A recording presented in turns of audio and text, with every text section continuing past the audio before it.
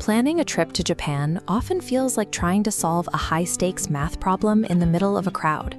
If you are looking at travel advice from just a few years ago, you are seeing a version of Japan that effectively no longer exists, and following it will cost you hundreds of dollars. In October 2023, the Japan Rail Pass, the long-standing default for foreign visitors, saw a massive 70% price hike. For decades, the strategy was simple: buy a rail pass, land, and use physical cash for everything. In 2025, that approach is a logistical and financial liability. Success now depends on mapping your specific budget directly against the transit and lodging strategies that actually function in today's environment. This matrix shows the trade-off between trip ambition and planning friction. Japan is not too expensive or difficult to navigate. The friction travelers feel usually comes from failing to match their spending with their actual travel style. For UK and US travelers, entering the country is straightforward. You are granted a standard 90-day tourist visa the moment you clear passport control. But the logistics get complicated at customs. Japan maintains exceptionally strict rules on what you can bring in.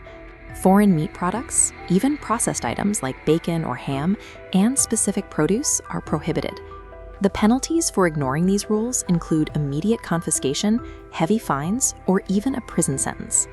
Once you are through the gates, you have to navigate the payment ecosystem.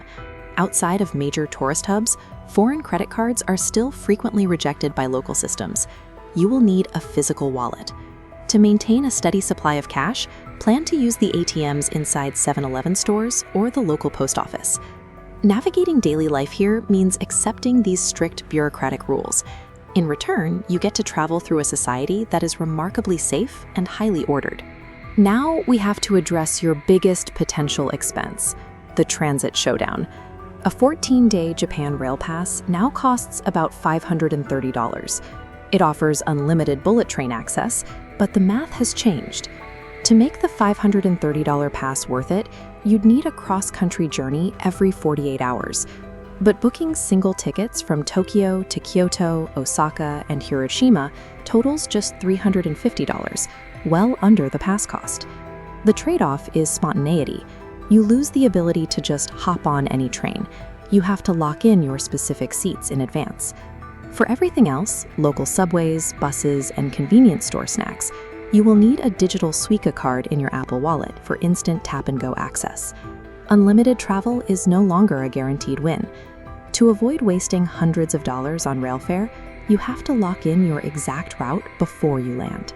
Once your transit is settled, your daily overhead is determined by your lodging.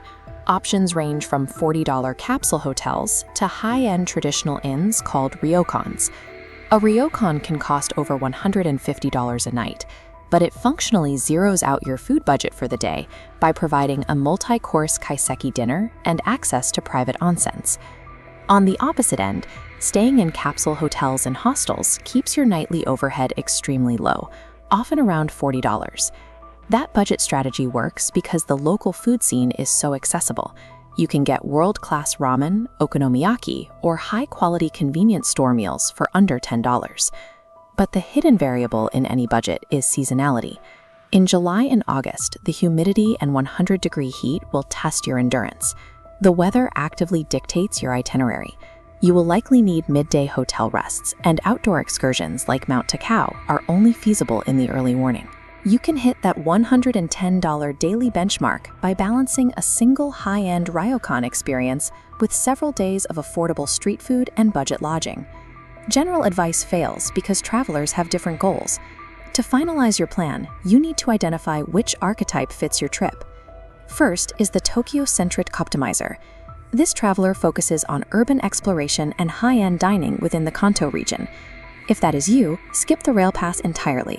Base yourself in Shinjuku or Asakusa, use your digital Suica, and save your budget for splurges at Tsuzuki Market or a traditional Hakone Ryokan.